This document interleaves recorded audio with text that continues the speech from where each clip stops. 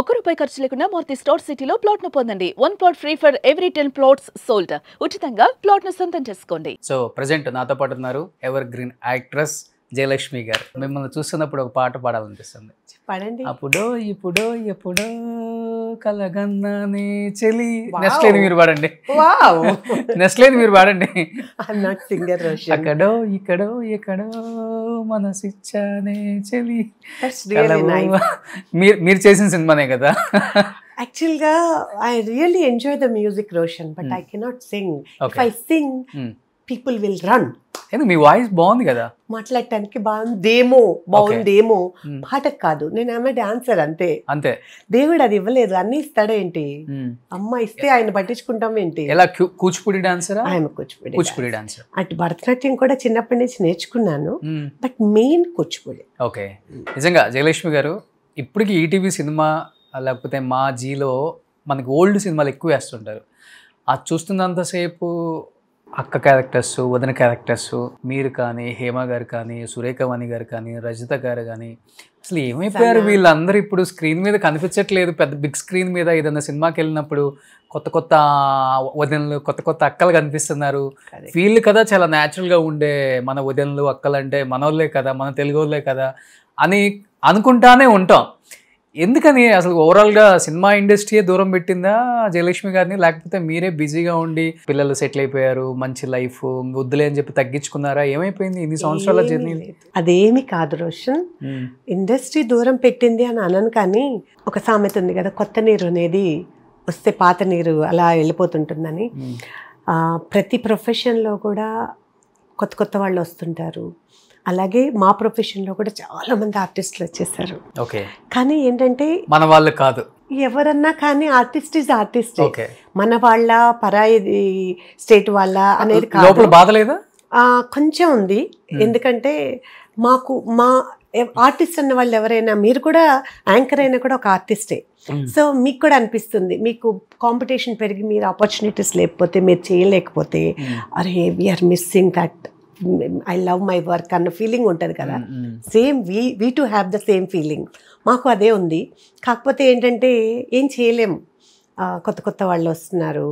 ఇండస్ట్రీలో రన్నింగ్లో ఉంటే ఒక అడ్వాంటేజ్ ఏంటంటే, ఈ క్యారెక్టర్కి ఈవిడ బాగుంటుంది, సూటబుల్ అని చెప్పేసి మనం కొన్ని రోజులు వర్క్ చేయకుండా ఉన్నామంటే, ఇప్పుడు మీతో రోషన్ మనం ఎప్పుడో 10 ఏళ్ల క్రితం మనం కలిసి ఇంటర్వ్యూ చేసాము. అదే మాట్లాడుకుంటూ ఉంటే వీఆర్ ఇన్ టచ్. అండ్ ఏవో చాలా చాలా సార్లు సందర్భాల్లో మనకి ఏదో ఒక విషయంలో కలుస్తామో, ఇంటర్వ్యూలో ఇంకోటి ఏది కలవలేదనుకోండి, మాట్లాడలేదనుకోండి, ఏమవుతుంది? పెద్దగా మాట్లాడుకుంది కూడా లేదు కదా, మర్చిపోతాం. మీరు కూడా మీ అమ్మాయిల పిల్లలకు పిలవలేదు. Sorry for that. రియలీ ఇప్పుడే అంటున్నా, టచ్ లో ఉంటేనే ఏదైనా. అంటే మనం స్క్రీన్ మీద ఉంటేనే వాళ్ళకైనా గుర్తొస్తామండి సమయానికి. అటు కో డైరెక్టర్స్ కానీ, డైరెక్టర్స్ కానీ, మేనేజర్స్ కానీ. స్క్రీన్ మీద లేమనుకోండి, కొత్త వాళ్ళు ఎవరు వస్తే ఈవిడ వచ్చారండి, ఇదిగోండి ఫొటోస్, వీళ్ళున్నారు ఓకేనా డైరెక్టర్ చూపించేస్తారు. దే సెలెక్ట్, బికాజ్ వాళ్ళు దే ఆర్ వెరీ బిజీ. ఒక ప్రాజెక్ట్ పెట్టుకున్నారంటే ఎంత వర్క్ చేయాలి, దాని మీద ఎంత వర్క్ చేయాలి. ఆ సమయంలో అక్కడ వాళ్ళకి అవకాశం ఉన్న వారికే వాళ్ళు చూసేసుకుంటారు. మనం టచ్లో ఉండో స్క్రీన్ మీద కనిపిస్తుంటే డెఫినెట్గా గుర్తొచ్చింది. నాకు ఇంతకుముందు నాకు ఆ క్యారెక్టర్స్ అలానే వచ్చినాయి రోషన్. నేను ఎప్పుడు ఎవరిని అడిగేదాన్ని కాదు. స్క్రీన్ మీద ఆల్రెడీ ఆన్ అండ్ ఆఫ్ ఉండేదాన్ని కాబట్టి, ఈవిడ ట్రెడిషనల్గా ఉంటారు, ఈవిడకి ఆ క్యారెక్టర్ లుక్ సూట్ అవుతుంది, సో ఆవిడని పిలుద్దామన్న థాట్ వాళ్ళకి వచ్చేది. ఇప్పుడు ఏంటంటే ఎక్కువ ఆర్టిస్టులు అవ్వటము, ఎక్కువ మంది అయిపోవటము, ప్లస్ మేము కూడా ఎక్కువ కంటిన్యూగా చేస్తూ ఉండకపోవటము. ఇలా ఏదైనా ఇంటర్వ్యూస్లోనైనా బాగా పబ్లిసిటీ అయ్యి ఉంటే అట్లా కూడా, అరే నిజమే కదా ఆవిడ చెప్పిన మాట కరెక్ట్ అని బహుశా ఫ్యూచర్లో ఏమన్నా. ఇంటర్వ్యూ తర్వాత మీరు సినిమాలు చేస్తారు? అవునండి, ఐ హోప్ దట్. సో చాలా మందికి అది జరిగింది. కానీ మీలో ఉన్న గ్రేట్నెస్ ఏంటో చెప్పమంటారా? ఇంత కూడా వల్గారిటీ ఉండదు స్క్రీన్ మీద. ఇప్పుడు ఇలాంటి క్యారెక్టర్స్ చేసేటప్పుడు కష్టంగానే ఉంటుంది కొంచెం చెప్పాలంటే. కొంచెం చీర కట్టుకునే విధానం మార్చమంటారు డైరెక్టర్స్, ప్రొడ్యూసర్స్. అంటే తప్పు పట్టట్లేదు. No no no no Roshan, I need to correct. మిమ్మల్ని ఒక్క మాట కొంచెం కరెక్ట్ చేస్తాను. ఇప్పుడు మనకి లైఫ్లో రకరకాల మనుషులు ఎలా ఉంటారు, క్యారెక్టర్స్ అలా ఉంటాయి కదా. ఇప్పుడు నేనేమంటే నేను చూస్ చేసుకుంటా. నాకు ఏదైనా క్యారెక్టర్స్ నాకు ఇలానే చేస్తానండి, సారీ ఏమనుకోవద్దని చెప్పేస్తా. అలాగే నమ్మని నీకు ఈ క్యారెక్టర్ సూట్ అవ్వదు కాబట్టి మీరు చేయనంటున్నారు, వేరే వాళ్ళు పిలుస్తాంలే అనేస్తారు వాళ్ళు. ఆ క్యారెక్టర్కి అలా ఉంటేనే ఆ క్యారెక్టర్ పండిద్ది, అదే నేను చెప్తుంది కదా. సో అలాంటప్పుడు తప్పదు. అప్పుడు దానికి రెడీ అయిన వాళ్ళు కొంతమంది, ఇప్పుడు మనస్తత్వాలు రకరకాలు కదా, సో అలా దానికి చేసే వాళ్ళు వస్తారు. నన్ను కూడా 1-2 సందర్భాల్లో ట్రెడిషనల్ చేసినప్పుడు కూడా దే ఆస్క్డ్, బికాజ్ ఆ సీన్ డిమాండ్ చేస్తుంది. ఓకే, సీన్ డిమాండ్ చేసినప్పుడు ఫర్ ఎగ్జాంపుల్ మోహన్ బాబు గారి మూవీ ఒకటి పొలిటికల్ రౌడీనో అదేదో ఒకటి వచ్చిందండి. ఆ టైంలో దాసనారాయణరావు గారి వైఫ్ పద్మ గారు, నేను మా వారు వాళ్ళకు ఒక కొడుకులాగా, నేను కోడల్లాగా అట్లా ట్రీట్ చేసేవాళ్ళు. సో ఆంటీ రెగ్యులర్గా ఏదో ఫంక్షన్స్ ప్రతిదానికి అక్కడ వెళ్ళేవాళ్ళం కదా. మోహన్ బాబు గారు అన్నప్పుడు, ఇక అమ్మాయి మన అమ్మాయే, మన అమ్మాయి ఆల్రెడీ మూవీస్ చేస్తుంది, మంచి డాన్సర్, ఒక మంచి క్యారెక్టర్ ఇవ్వు, ఇష్టమో చేయాలనుకుంటుంది అని. యాక్చువల్గా అయితే నన్ను తిడతారు నార్మల్గా, ఆ లైన్లో లేకుండా అడిగితే, బట్ ఆల్రెడీ ఆ లైన్లో ఉన్నాను కాబట్టి రికమెండ్ చేశారు. సార్ వెంటనే పిలిచి ఒక మంచి క్యారెక్టర్ ఇచ్చారు, కలెక్టర్ వైఫ్. ఆహా అనుకున్నా. సో క్లబ్ ప్రెసిడెంట్ని, లేడీస్ క్లబ్ ప్రెసిడెంట్ని, ఓ సూపర్ అనుకున్నా. తీరా చూస్తే అక్కడికి వచ్చిన తర్వాత ఆయన ని ఒక ఫంక్షన్కి గెస్ట్గా ఇన్వైట్ చేయాలి. వచ్చినప్పుడు నేను ఆయన ముందు ఒక మేనరిజం చేయాలంట. ఆయనతో కొంచెం హీరో కదా, క్రేజ్ మా లేడీస్ అందరికి అనేది చూపించడం కోసం జస్ట్ అట్లా అలా పడిపోతున్నట్లుగా ఉండాలంట. అక్కడ నాకు తెలియదు అప్పటి వరకు, జారాలంట. Shock, because I don't do that, I cannot do that. Okay. I am a family person. నాకు అవకాశం వచ్చింది కాబట్టి ఒక మూవీస్లో యాక్ట్ చేస్తున్నా, దట్ ఈస్ అసలు తప్పే కాదు. That is also one kind of profession and I love that. I'm enjoying so much my acting and everything. So అక్కడికి వచ్చేసరికి విషయం తెలియదు. సార్ ముందు చెప్పలేరు, డైరెక్టర్ కో డైరెక్టర్, నేనేమో చేయనని చెప్తున్నా. సారీ అండి నేను చేయనండి.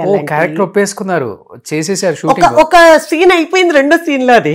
ఓకే, మనకు తెలియదు కదా, ముందు డిస్కస్ చేయలేదు. మంచి కలెక్టర్ వైఫ్, ఒక లేడీస్ క్లబ్ ప్రెసిడెంట్ అంటే ఆఫ్ కోర్స్ నా థాట్స్ లో అదే ఉంది. ఈ క్యారెక్టర్ ఆ సీన్ లో ఇలా అంట, ఓకే, వాళ్ళ దీని ప్రకారం స్క్రిప్ట్ ప్రకారం. సారీ అండి నేను చేయలేను అంటే, అమ్మ ఇప్పుడు సార్ ముందు గొడవ అయిపోద్ది, ఆల్రెడీ ఒక సీన్ షూట్ చేసేసాము, మళ్ళీ ఇప్పుడు అంటే కష్టం, ఇప్పటికిప్పుడు ఆల్రెడీ ఇంత మోహన్ బాబు గారు మూవీ అంటే మాట్లాడండి. సో పెద్ద అరేంజ్మెంట్స్ ఉంటుంది కదా, ఫుల్ సెటప్ ఉంటుంది కదా. ఒక పని చేయండి అమ్మ, అలా జారుతున్నట్లుగా మీరు చూడండి, మిగతా అంతా మేము మేనేజ్ చేసుకుంటాంగా అంటే, సారీ అండి అన్నాను. అది కూడా అవ్వదండి, ఎలా కుదురుతుంది అట్లా. ఆయన గమనిస్తున్నట్టున్నారు, ఏం జరుగుతుంది అని అంటే, ఏం లేదు సార్ అంటే ఆయనకు అర్థమైంది. ఇంకా అసలు అందులోకి ఆయన అసలు ఊరుకుంటారా అంటే, ఇదిగో ఇలా చేయాలి సీను, ఇలా చేయాలని ఆయన చేసి చూపించారు. సో నేను అవతలకి వెళ్ళిపోయి వాళ్ళకి చెప్పి, సారీ చేయలేనండి ఏమనుకోకండి అంటే, షూటింగ్ ఆపేసి నన్ను పిలిచి మీరు వెళ్ళిపోండమ్మా అనేసి కరాటే కళ్యాణ్ని పిలిచి ఆ క్యారెక్టర్ చేయించారు. అందరు సర్ప్రైజ్ అయ్యారట, ఎందుకంటే మోహన్ బాబు గారు అలాంటి సిచ్యుయేషన్స్లో ఎవరినైనా వెనక ముందు చూడకుండా తిట్టేయటం, బ్యాట్ కొట్టేయటం కూడా చేస్తారట. ఇందులో క్యారెక్టర్ ఆర్టిస్ట్ అండి, నేను హీరోయిన్ కాదు. హీరోయిన్ కూడా అట్లా కొట్టే అంటే కోపం వచ్చి ఏంటి వచ్చినప్పుడు చేయరా అని అంటే, ఆ టైంకి అది యాక్టింగ్ అనేది చేయాలన్నది ఆయన intention.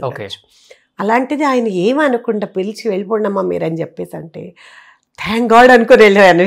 Because of aunty Padma aunty, అదే వాళ్ళ చుట్టం కాబట్టి కదా. పద్మ ఆంటీ అంటే అసలు మోహన్ బాబు గారికి తల్లి అక్క అన్నీ సమానం. మరి ఆంటీ చెప్పటం అంటే మరి కదా, వెళ్ళిపోమన్నారు అనుకో, థ్యాంక్ గాడ్. తర్వాత ఎప్పుడు కలిసిన సార్ నచ్చటే అని అంటారు. ఎందుకంటే మా అసోసియేషన్లో ఏదో ఒక సందర్భంలో కలుస్తుండేవాళ్ళం కదా. మీరు కూడా మాలో యాక్టివ్గా ఉన్నారు కదా. మా ఈసీ మెంబర్గా చాలా సంవత్సరాలు చేశాను నేను, చాలా టర్మ్స్లో చేశాను. ఓకే, సో అది అంటే ఎక్స్పీరియన్స్. మీరు అన్నారు కదా టఫ్గా ఉంటుంది, కొన్ని చేయాలంటే ఇబ్బంది ఉంటుంది.